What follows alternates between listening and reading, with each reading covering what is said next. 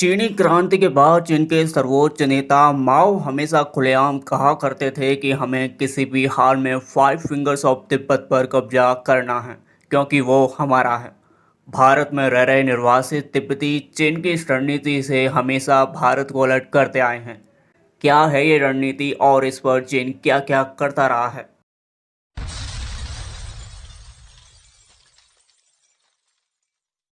भारत में बसे निर्वासित तिब्बती नेताओं ने भारत को चीन की उस रणनीति से आगाह किया है जिसे वो five fingers of Tibet strategy कहता आया है।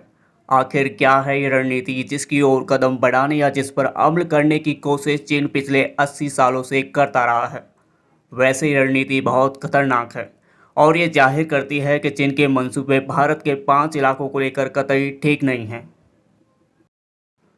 ये 1940 का दशक था। लाल क्रांति के बाद चीन में माओ सर्वोच्च नेता के तौर पर उभर चुके थे। वो हमेशा एक खास रणनीति के बारे में खुलेआम बात करते थे। वो खुलेआम कहते थे कि हमें वो दाहिना हाथ हासिल करना है जो कभी हमारा रहा है। माओ हमेशा से ये मानते आए थे कि तिब्बत और उससे लगे हुए इलाके किसी जमाने में चीनी साम्राज्य का अंग थे जिसे हमें किसी तरह से हासिल करना है। अगर हम चीन के अब तक के दौर पर नज़र डालेंगे तो पाएंगे कि चीन ने 50 के दशक से अपने पड़ोसियों के बहुत सारे इलाकों पर अपना अधिकार जताना शुरू किया और उस पर दावा जताया। हैरानी यह है कि चीन ने पड़ोसी देश मंगोलिया के बड़े इलाके पर अपना दावा कर दिया, जबकि ऐतिहासिक तथ्य यह बताते हैं कि एक ज़माने में एशिया का सबसे बड़ा साम्राज्य मंगोलिया था, जिसका हिस्सा चीन भी था और जिसका हिस्सा तिब्बत भी था। तिब्बत कभी चीन का हिस्सा नहीं रहा। चीन की दाहिनी हथेली और 5 उंगलियां। माओ के अनुसार इसमें तिब्बत वो दाहिनी हथेली थी जो चीन का हिस्सा होनी चाहिए थी। साथ ही दाहिनी हथेली से जुड़ी उंगलियां मानी गईं सिक्किम, अरुणाचल प्रदेश, भूटान, नेपाल और लद्दाख। तिब्बत पर कब्जे पर दुनिया की चुप्पी अब भारी पड़ रही है। 1959 में चीन ने अपनी सेनाएं भेजकर दाहिनी हथेली यानी तिब्बत पर कब्जा कर लिया। तब दुनिया के किसी भी देश ने या अंतर्राष्ट्रीय समुदाय ने इसके खिलाफ आवाज़ नहीं उठाई। किसी ने उसका विरोध नहीं किया। भारत ने विरोध जरूर किया, लेकिन बहुत कमज़ोर तरीके से। यहाँ तक कि एक शांति प्रिय राष्ट्र तिब्बत पर ज़बरदस्ती कब्जे का मामला संयुक्त राष्ट्र में भी नहीं उठा। अगर तभी चीन को तिब्बत पर कब्जा करने से रोका जाता तो वो यहाँ तक बढ़ ही नहीं पाता और एक बड़े भूभाग पर अपना दावा नहीं जता पाता।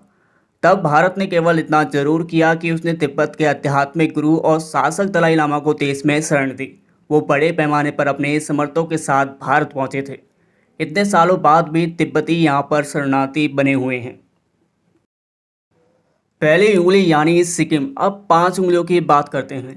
5 उंगलियों में से एक सिक्किम का भारत में 1975 में विलय हो गया। हालांकि तब चीन ने इस पर खासा विरोध जताया था, लेकिन उसकी चल नहीं पाई। तब से सिक्किम भारत का अभिन्न अंग बना हुआ है, लेकिन इससे जुड़ी सीमा पर चीन की फौजें हमेशा घुसपैठ की कोशिशें करती रहती हैं या जमावड़ा बनाए रखती हैं। चीन की दूसरी उंगली।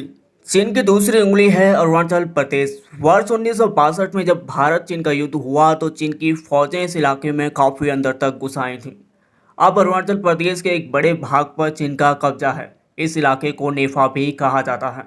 चीन इसे अपना मानता है और उसका दावा है कि ऐतिहासिक तौर पर यह इलाका उसका है। चीन की तीसरी उंगली नेपाल। नेपाल चीन की तीसरी उंगली है। एक ज़माने में नेपाल यह दावा करता रहता था कि चीन उसका सबसे बड़ा दुश्मन देश है, क्योंकि जिस तरह से उसने तिब्बत पर कब्जा किया उससे वो बहुत आहत हुआ। हालांकि नेपाल के एक बड़े इलाके पर हमेशा से चीन ने दावा जताया है। तब चीन के डर से बचने के लिए नेपाल ने भारत को सैन्य मदद तक करने की गुहार लगाई थी। भारत पिछले 70 सालों से नेपाल को लगातार हर तरह की मदद मुहैया कराता आ रहा है। चीन की चौथी उंगली भूटान। चीन की चौथी उंगली है भूटान। भारत के पूर्वी छोर पर बसा भूटान शांति प्रिय और सुंदर देश है। चीन लंबे समय से उस पर अपना दावा जताता रहा है। यह उसकी फाइव फिंगर स्ट्रेटजी में आता है, यानी उसे भूटान पर एक न एक दिन कब्जा करना ही है। भारत और भूटान के बीच सैन्य संधि है। भारत इस संधि के तहत पूरी तरह भूटान को सैन्य मदद करता है। भारतीय सेनाएं उसकी सुरक्षा का काम करती हैं। हालांकि लंबे अरसे से चीन इस छोटे से देश के सामने आकर्षक विदेशी निवेश और मदद का चारा फेंकता रहा है, लेकिन भूटान ने कभी भी उसको स्वीकार नहीं किया। चीन की पांचवी उंगली। चीन की पांचवी उंगली है लद्दाख, जिस पर चीन की नज़र सबसे ज़्यादा रहती है। यहाँ वो पिछले कुछ सालों में लगातार घुसपैठ करता रहा है।